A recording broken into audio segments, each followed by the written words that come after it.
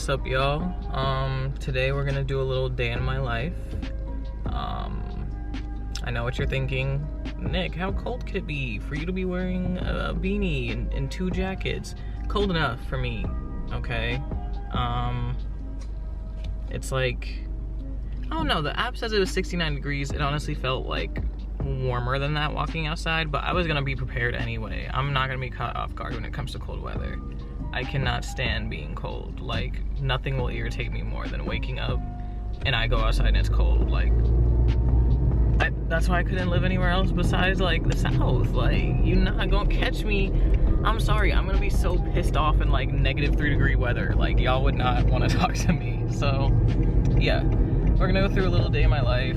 I'm heading to work right now, and then yeah, I have some like loose plans for what I want to do for the day, but I'm kind of just trying to like stay in the moment and just do what I feel like doing. I had a pretty bad migraine last night, and like, yeah, it's like still kind of like residual right now, so I don't know if I'm gonna feel like getting up to a lot of hoopla, but I'm about to go into work, so let's see how this day goes.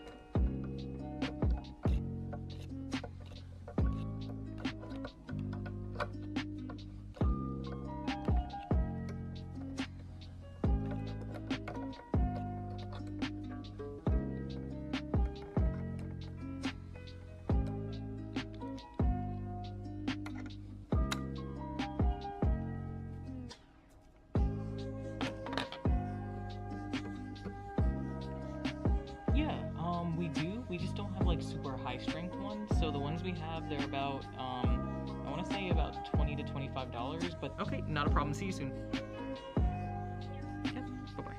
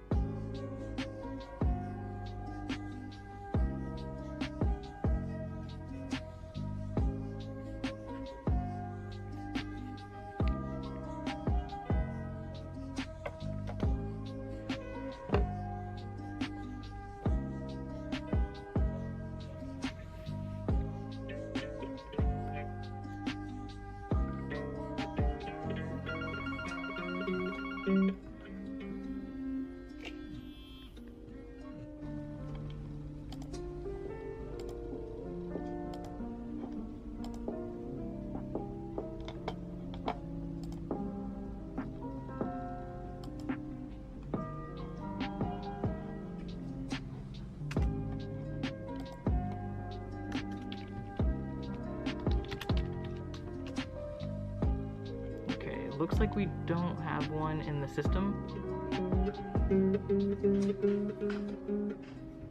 Hey man, how's it going?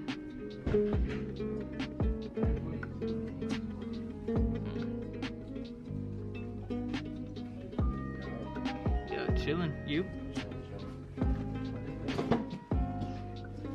Oh, you straight, man.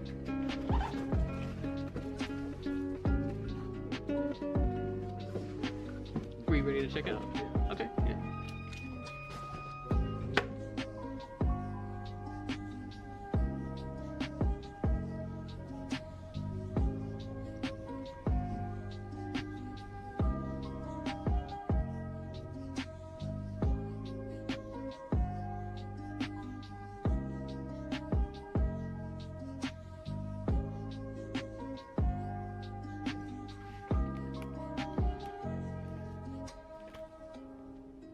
What's up, y'all?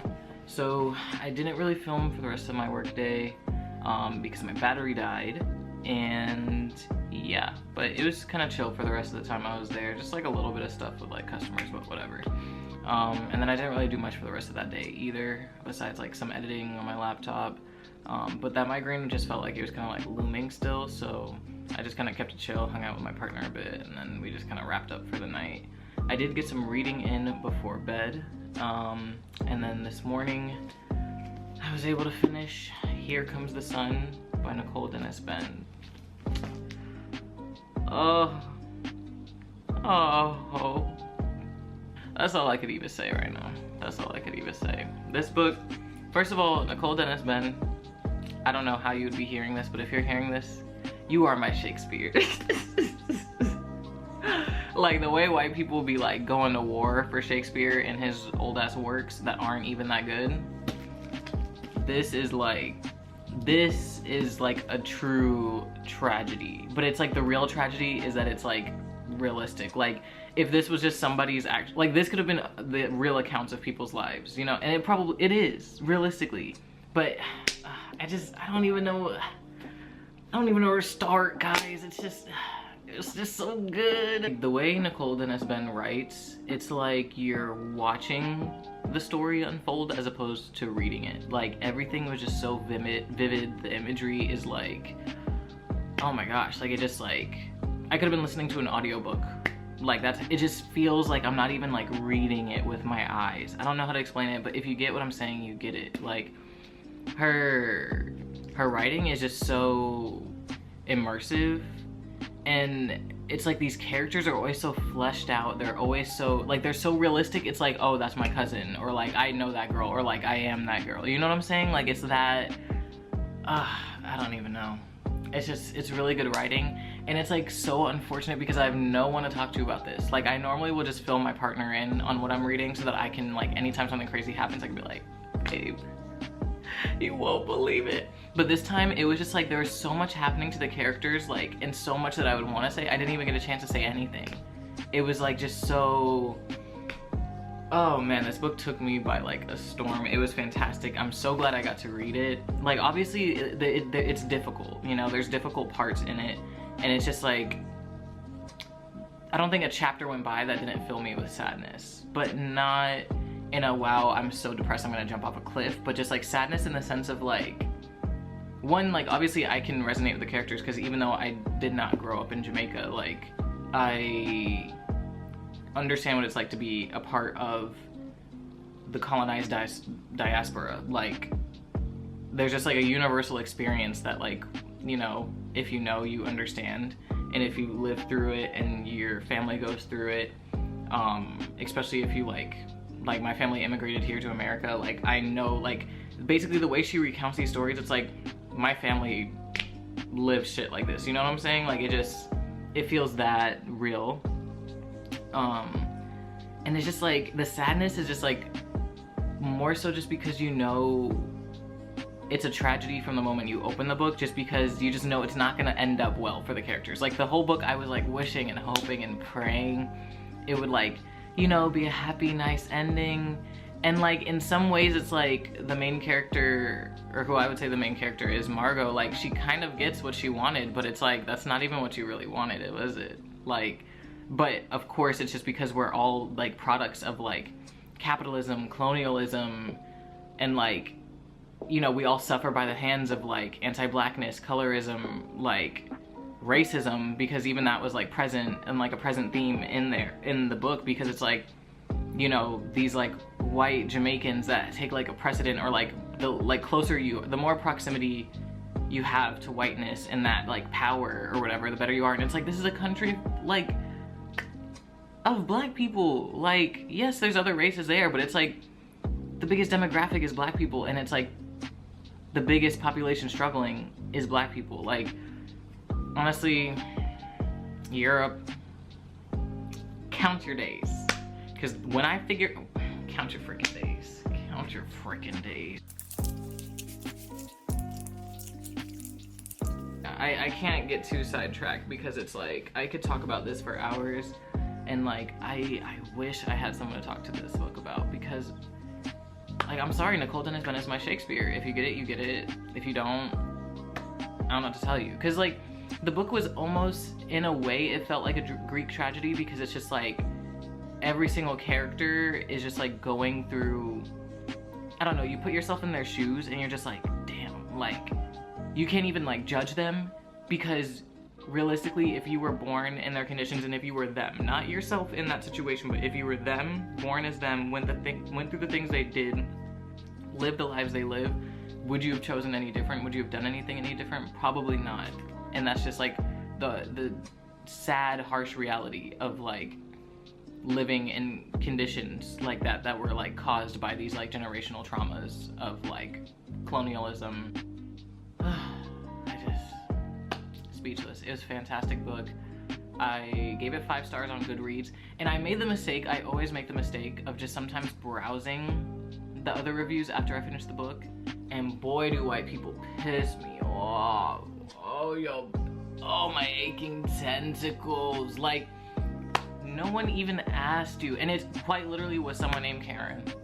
Entered the country with derringers, cause them Karens just turned into terrorists. So one of the characters, Thandi, she is like, you know, there's this like little romance she has that buds with this guy in her neighborhood named Charles.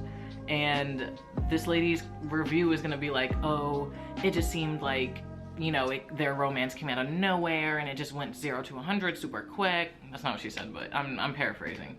And it just, you know, came out of nowhere, there's no development, and I'm just, you know, and some of the other responses, she was just like, I'm just so tired of it. It just seemed like sometimes writers will take like a, you know, a shortcut because they're lazy and they don't want to like develop things. Girl, this is how you know you're talking about shit you don't understand. Because like, if you really understood the complexities of the stuff that like all of these characters are going through, you would never open your mouth and say some shit like that. Of course the relationship between those two characters could develop that quickly. Like, when has like Thandi ever been shown like an ounce of like soft love in her life? When has anyone ever made her feel like beautiful for being dark skinned? When has anyone ever made her feel like, and it's like, read the room, girl. Like, at home, it's like her sister's never home, but her sister's also like a second parent that also treats her like more sternly and like is more of this like austere, you know, person in her life, as opposed to like, you know, just a sister you can confide in. Plus it's like the age gap. It's like, y'all didn't even grow up together really. Like, she was basically not grown, but she was basically doing adult shit like by the time Thandi was even born. And then it's like, her mom is definitely not like soft parenting at all. Like, Dolores is like gone through her own traumas, traumatizes her children, just like, it's like a vicious cycle, you know? But it's not like she's ever been like, oh, it's okay, come here, like a soft love type of person. So you've never experienced it from there. You are purposely like separated by your family in your mind from the people you live around, because you're like technically better than them because you go to a like, you know, an expensive school and stuff like that. And then it's like, you're also separated from those people you go to school with because like they know you're actually from the place you pretend to be so like separated from, and they're actually rich and like, you know, lighter skin toned and like all these different things. So it's like, they don't, you know, talk to her, that she doesn't have friends. There's just not really anyone that she can confide in, or like who sees her, who values her, who doesn't like want something from her. And then you insert Charles, who like technically she shouldn't want because he's dark skinned and like he's poor and all of this and all of that.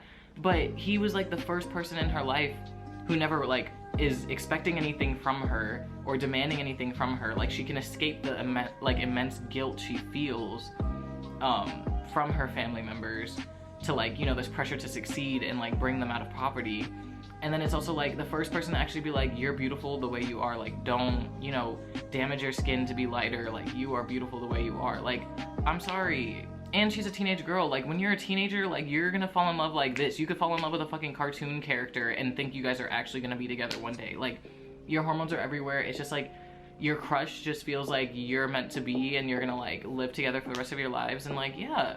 So of course, and like, realistically, as the reader, you should know that this isn't like the course of a couple of days. Like, it seems so because you're just reading the chapter after chapter, but like, realistically, this is a development. So it could have been like a couple of weeks, couple months, whatever, but that makes sense. Like, hello?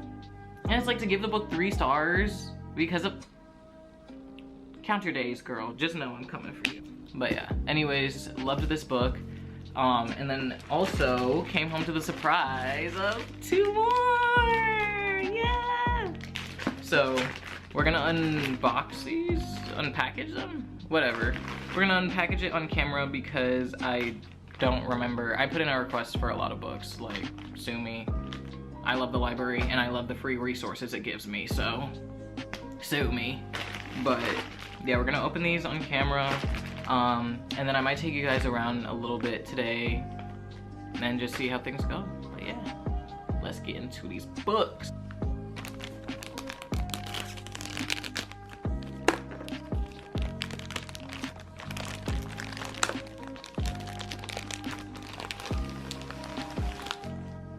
This one is When We Were Birds by Ayanna Lloyd Banwo. Dun, dun, dun, dun. This cover is stunning as well, like, wow.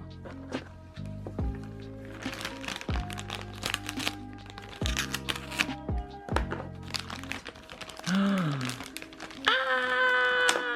I already know, I already know. Dun, dun, dun, dun. Little Rat by Quickie Emezi. Like, this cover is also really sick. Let's start there. Oh yeah, boy. Yeah, boy. When We Were Birds is about a mythic love story set in Trinidad. Ayanna Lloyd Banwo's radiant debut introduces 2 unforgettable outsiders brought together by their connection with the dead. In the old house on a hill where the city meets the rainforest, Yejide's mother is dying. She is leaving behind a legacy that now passes to Yejide. One St. Bernard woman in every generation must shepherd the city's souls into the afterlife. But after years of suffering, her mother's neglect and bitterness, Yejide is looking for a way out. Raised in the countryside by a devout mother, Darwin has always abided by the ancient Rastafarian vow not to interact with the dead. He's never been to a funeral, much less seen a dead body. But when the only job he can find is grave digging, he must betray the life his mother built for him in order to provide for them both. Newly shorn of his dreadlocks and his past, he is determined to prove himself. Darwin finds himself adrift in a city electric with possibility and danger. Yejide and Darwin will meet inside the gates of Fidelis, an old and sprawling cemetery where the dead lie uneasy in their graves and a reckoning with fate beckons them both. A masterwork of lush imagination and exuberant storytelling, When We Were Birds is a spine-bending and hopeful novel about inheritance, loss, and love's seismic power to heal.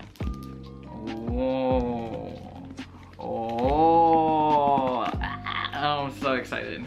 I feel like this year the books I was getting, I was kind of dragging. Like every once in a while I would find like a hit, but I was having a hard time finding like a lot of you know, a lot of the types of books I was saying in the last video that I want to read. So this last like haul, I'm sorry y'all, I'm striking gold back to back because I did finish reading The Mermaid of Black Conch. That was the first one I read from the last haul I showed y'all. That one was actually really good. I might do, you know, I'll probably do my end of year review, whatever, of the books and like go more in depth about that one, but I really liked that one as well. So it's just been like a lot of, I guess inspiration to read, but it's just been kind of like a, you know, just a lot of velocity. It's just been go, go, go. And then Little Rat. Okay, I feel like I really won because how did I end up getting Blackheart Man and Little Rat by like the two authors I said were my favorite right now, which now add Nicole Dennis Benn to the top of that list. I've only read 2 of her works, but I feel like sometimes all you need to read is one and it's like, yeah, no, I fucks with you. But Little Rat is about one weekend, the elite underbelly of a Nigerian city, a party that goes awry, a tangled web of sex and lies and corruption that leaves no one unscathed. Aima and Kalu are a longtime couple who have just split. When Kalu, reeling from the breakup, visits an exclusive sex party hosted by his best friend, Ahmed, he makes a decision that will plunge them all into chaos, brutally and suddenly upending their lives. Ola and Soraya, 2 Nigerian sex workers visiting from Kuala Lumpur, collide into the sea just as everything goes to hell. Sucked into the city's corrupt and glittering underworld, they're all looking for a way out, fueled by a desperate need to escape the dangerous threat that looms over them. Period. I've read a couple of Akwaeke Emezi's works. The first one, I think the first one I read was Freshwater. Or was it Pet? Damn, I can't remember which one I read first, but it was one of those two and I was just like Freshwater, first of all, changed my life. Probably top 5 books of my life. Like that was like fantastic. I felt so like seen and like heard by that book. And then Pet is just like fantastic, bitter, fantastic. Those like, it gives me hope for our world. There's probably only like one book by them that I wasn't like, oh, this is like right up my alley, but I don't think like, I'm not one of those people who will like just blindly like something that, you know, someone does, like say artists or like authors or something. I'm not gonna like every single thing. I just don't feel like that's realistic. But sometimes I do like every single thing. It's just if I genuinely like it or not. I'm not just gonna like blindly like it because I like you. So, you know, even then I was like, you know, the book was still well written. It was just like, you know, I didn't really feel like I resonated with the plot, and that's okay. Oh, it was this one, You Made a Fool of Death with Your Beauty. Yeah, that one was, it's okay. I feel like there's like, you know, obviously there's some concepts that I was like, huh? But what's, you know, my bread and butter is not everybody else's, and I wouldn't expect someone to, you know, just only write for someone they don't even know. So, but yeah, I really like their work. I really like how they write and how they describe things. I'm really into like imagery, and I just feel like a lot of these authors are just so imaginative with their writing. It just feels like I'm not even reading, I'm just like watching something. So definitely excited to read this one as well. And then I already know my end of the year book review is gonna be long. I'm sorry y'all, I'm a yapper. Sue me. Alright y'all, so now I'm at Party City. I did an online order yesterday, so I'm gonna go pick up my costume. One of our friends is having a Halloween soiree, that's like Harry Potter themed, so I had to get like, you know, my robe and shit. I'm about to come cruciate, you know, I'm about to eat these bitches up. So yeah, I had to get my little outfit, whatever. So I'm gonna go pick it up. Hopefully they don't give me any issues. And then I have one more errand to run, and then I have an appointment. So let's see how this goes. All right, y'all, so I got the goods. I'll give y'all a little peek here. Put this man on the cover, please. I'm screaming. But yeah, so got the goods. I'm gonna try to go pick up some food for my cat, and then I have my physical therapy appointment. So let's see if I can make it. There's like a crap ton of traffic right now, so I'm gonna try my best, but people be wilding out here in this area, so I'm not about to rush it. And it's a full moon. I ain't rushing shit. If I don't get the food now, I'll just get it later. No biggie. But I will see y'all later. So I did get the food for my cat from Petco. Shout out Petco. That Petco is the only place she will eat food from. I promise you, if I get it from Walmart, if we get it from Target, she'd be pissed off. I don't know what y'all be doing to that pet food, but my cat knows, and she let us know. So yeah, I got her Chicken Feast classic pate. I'm trying to eat this Quest bar. Honestly, I don't like the taste of protein bars.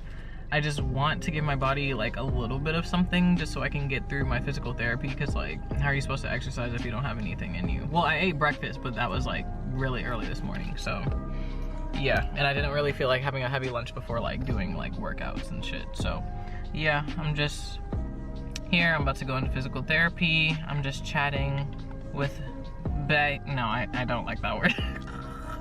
I'm chatting with my partner on the phone. Babe, say hi to everybody. Hello.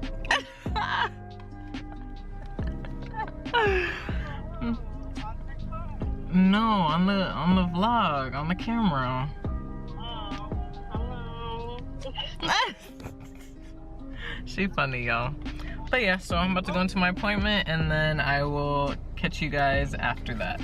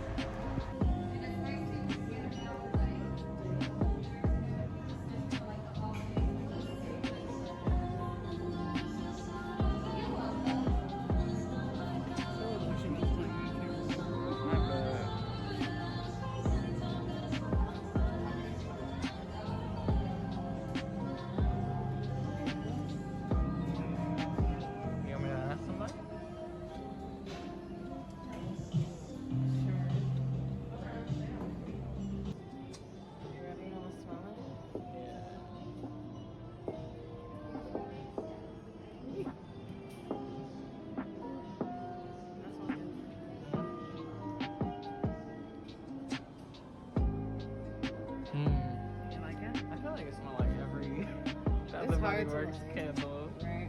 I can't tell what it smells like, but it does smell good. Oh, they even have a fragrance like refill thing. Isn't that cute? Oh, that is nice. I was like thinking about getting that. Oh, diffuser. Because it lights up. Oh, that's cool. So where would we put it? To where it's easily seen is a good question. Or we could keep it in the bathroom to make the bathroom smell nice. Yeah, that would be nice. But then you have to buy. Alright, clearing out the Diwali section.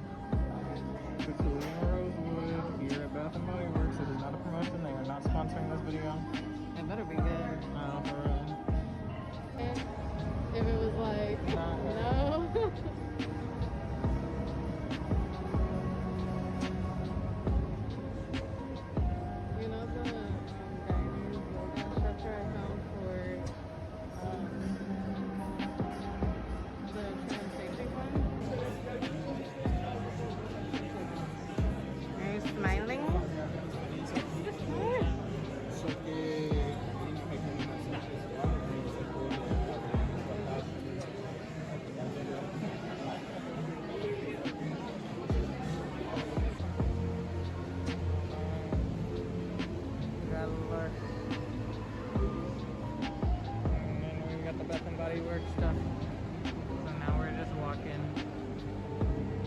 get to lids.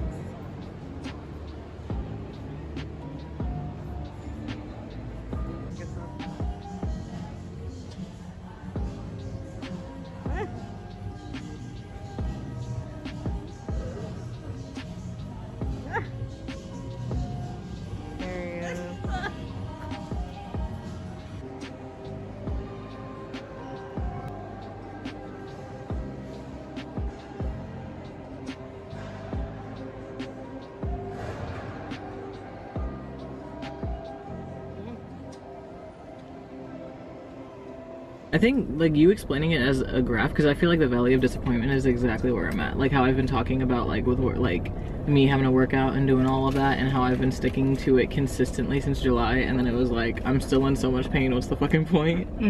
I feel like lately I've just been feeling so like angry because of that, because I'm like, if I didn't have to work, I would have gotten better genuinely probably like August, September latest. Because not only the flare-up was caused by work, but I just feel like having to go there in general and like doing stuff, if I could just dedicate more, like if I was just like not there realistically, you know? Because I feel like when I first started going to work, I was really like not okay to be like working, but I just had to because I was like financially I can't, and then I also didn't want my health insurance to get canceled out, and like fuck capitalism, it's the reason why I can't heal. But it's also just like I just feel so fatigued from that. And it also just makes me feel so much more sympathy, which I already did, but for those patients that I used to like work with that were just like in so much pain, yeah. like, and it's like I was just being like their medical assistant, and it's like there's one time this one old man kept me in the room with him for literally like 45 minutes, like Just talking yeah, like one of the other medical assistants was like, I was about to come and get you because I was like nervous. I was like, what is happening to you that you're in there? When it was like he was just talking, he was like, thank you so much for listening, because yeah. nobody cares, like nobody in any of these places like ever listens to me. And I'm like, realistically, like this shit is hard, like it upends your life, and then they don't even give you options, you know? So I feel like you talking about that curve, and I'm like, okay, well my expectations, if it almost reinvigorates me, because I'm like, if where I'm gonna end up is gonna be so much higher than I can even imagine, let me just keep sticking it out. Right. But it's, and like, I feel like it's important to remember that it's not like, oh, I have to go to the gym every single day. Like if it's literally like, all I could do is like walk around the complex today. Just doing like, that. Yeah. And that's like 1% better than like what we did yesterday by not walking at all. You know what I mean? Yeah. Yeah, that's a really good point. 790. Oh, okay.